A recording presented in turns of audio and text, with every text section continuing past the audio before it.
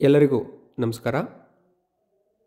ನೀವು BCom, BBA, BBM ಓದ್ತಾ ಇದ್ದರೆ ಕಾಸ್ಟ್ ಅಕೌಂಟಿಂಗ್ ಅಂತ ಒಂದು ಸಬ್ಜೆಕ್ಟ್ ಇರುತ್ತೆ. ಅದರಲ್ಲಿ ಓವರ್ ಹೆಡ್ಸ್ ಅಂತ ನಿಮಗೊಂದು ಯೂನಿಟ್ ಇರ್ಬೋದು, ಅಥವಾ primary and secondary distribution of over heads ಅಂತ ಇರ್ಬೋದು. ಅಲ್ಲಿ ನಿಮಗೆ ಅಲೋಕೇಶನ್ ಮತ್ತು ಅಪೋರ್ಷನ್ಮೆಂಟ್ ಅಂತ ಇರುತ್ತೆ. ಅದು ಏನು ಅಂತ ನಿಮಗೆ ಈ ವಿಡಿಯೋದಲ್ಲಿ ತಿಳಿಸ್ಕೊಡ್ತಾ ಬರ್ತೀನಿ. ಉದಾಹರಣೆಗೆ, ನಿಮ್ಮ ಕಂಪ್ನಿಯಲ್ಲಿ ಮ್ಯಾನುಫ್ಯಾಕ್ಚರಿಂಗ್ ಯೂನಿಟ್ ಇರುತ್ತೆ, 2 ಬಿಲ್ಡಿಂಗ್ ಇರುತ್ತೆ ಅಂತ ಅಂದ್ಕೊಳ್ಳಿ.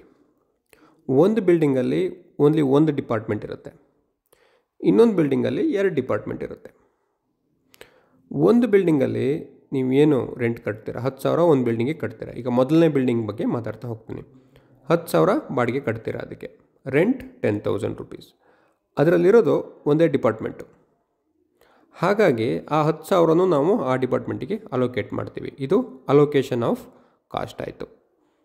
ಅಪೋರ್ಷನ್ಮೆಂಟ್ ಇಲ್ಲಿ ಬರಲ್ಲ, ಯಾಕೆಂದರೆ ಆ ಡಿಪಾರ್ಟ್ಮೆಂಟ್ ಏನೇ ಅಷ್ಟು ಬಿಲ್ಡಿಂಗನ್ನು ಆಕ್ಯುಪೈ ಮಾಡಿದೆ.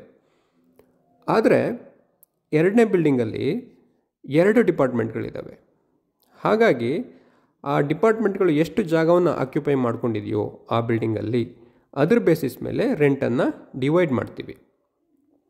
ಅದನ್ನು ಅಪೋರ್ಷನ್ಮೆಂಟ್ ಅಂತ ಕರಿತೀವಿ.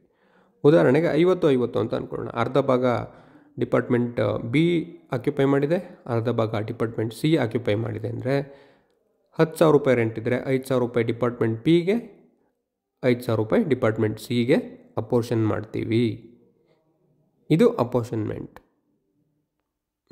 ಯಾವುದಾದ್ರು ಕಾಸ್ಟು ಆ ಡಿಪಾರ್ಟ್ಮೆಂಟ್ಗೆ ಎಕ್ಸ್ಕ್ಲೂಸಿವ್ ಆಗಿದ್ದರೆ ಅದನ್ನು ನಾವು ಜಸ್ಟ್ ಅಲೋಕೇಟ್ ಮಾಡ್ತೀವಿ. ಮಲ್ಟಿಪಲ್ ಡಿಪಾರ್ಟ್ಮೆಂಟ್ಸ್ ಇದ್ದರೆ ಅದನ್ನು ನಾವು ಅಪೋರ್ಷನ್ ಮಾಡ್ತೀವಿ.